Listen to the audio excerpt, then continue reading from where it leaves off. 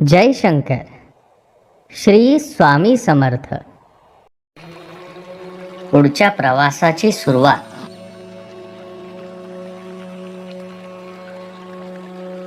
दोन पुत्रांच्या प्राप्तीनंतर चिमणाजींचे कुटुंब खूप आनंदात होते. शंकरही आपल्या लहान भावांसोबत खेळण्यात रमून गेला होता. पण आता शंकरलाही जाणवले की आपला संकल्प पूर्ण करण्याची वेळ आली आहे. तो आई बाबांना बोलला, माझे दोन्ही भाऊ आले आहेत. आता मला पुढच्या प्रवासाला निघायला हवे. माझे कार्य आता वेगळे आहे. त्यासाठी मला जावेच लागणार आहे. आई बाबांचं मन तर हो म्हणत नव्हतं. पण यावेळी शंकर समोर ते काहीच बोलू शकले नाही.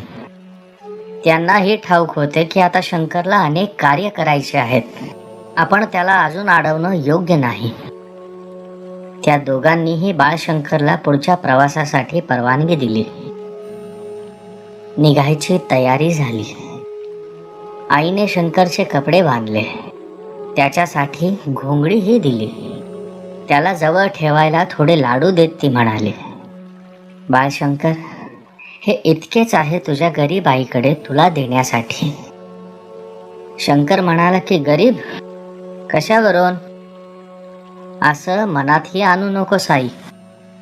तू मला इतकी माया दिलीस, इतकं प्रेम दिलंस, आणि या जगात प्रेमा इतकी श्रीमंती कशातच नाही. आई बाबांचा निरोप घेऊन बाळशंकरने आपल्या प्रवासाला सुरुवात केली. अंतापूर गावाची वेस ओलांडली आणि शंकरच्या मनात आले की या गावात आपण पुन्हा कधी येऊ काय माहीत. येऊ की नाही हेही माहीत नाही. जाता जाता एकदा दावल मलिक पीरचे दर्शन घेऊ, मगच पुढे प्रवासाला सुरुवात करू. तसंही एका अर्थाने ते आपले जन्मस्थानच आहे. शंकरला त्याच्या आई बाबांनी तो वाघाच्या घोळक्यात त्यांना कसा प्राप्त झाला हे सुद्धा सांगितले होते.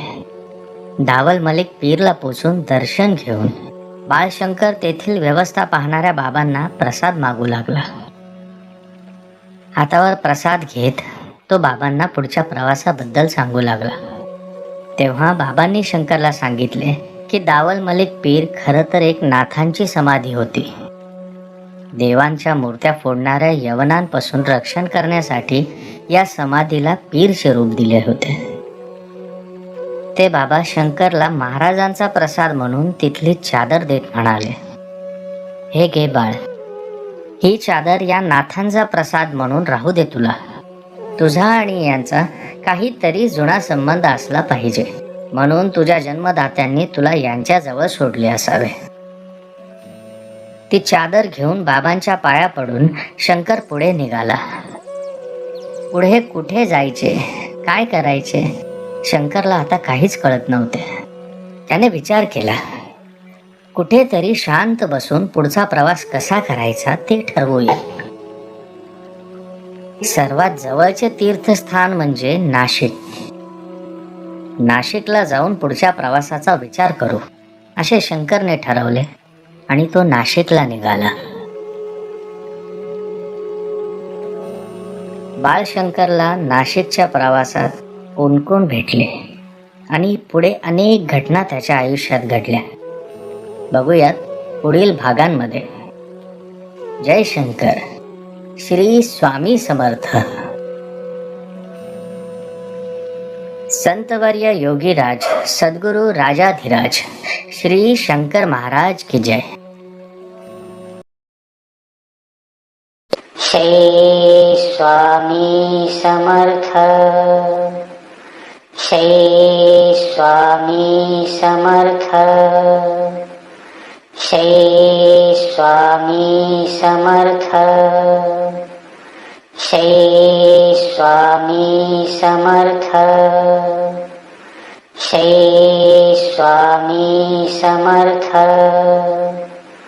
श्री स्वामी समर्थ. श्री स्वामी समर्थ. श्री स्वामी समर्थ.